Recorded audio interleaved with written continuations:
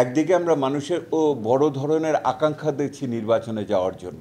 প্রতিটি শ্রেণী, গোষ্ঠী, বর্গ এবং স্থানীয়ভাবে নির্বাচনের প্রত্যাশা করছে ফেব্রুয়ারি মাসে।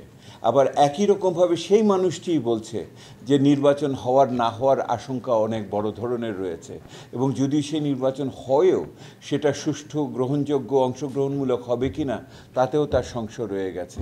এবং এই সংশয়গুলো সে প্রকাশ করছে এইভাবে যে রাজনৈতিক সহিংসতা বাড়ার আশঙ্কা রয়েছে, রাজনৈতিক সমঝোতা এখনও সম্পূর্ণভাবে হয়নি বলে সে মনে করে, এবং সেইটা নির্বাচনের ফলাফলেও প্রতিফলিত হতে পারে।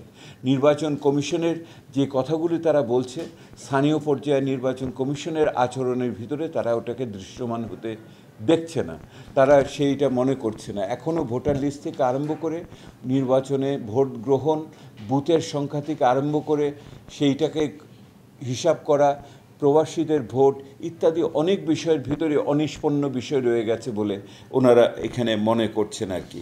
সেই ক্ষেত্রে এই আজকের দিন থেকে নির্বাচন পর্যন্ত সময়কালে আরও বলিষ্ঠ ভূমিকা চাচ্ছেন ওনারা সরকারের পক্ষ থেকে।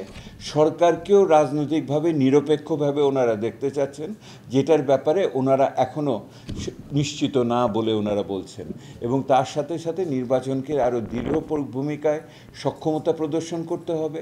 আইন প্রয়োগকারী সংস্থা, পুলিশ প্রশাসন এবং একই সাথে সেনাবাহিনীকে ওনারা আরও কার্যকরভাবে মাঠে দেখতে চাচ্ছেন।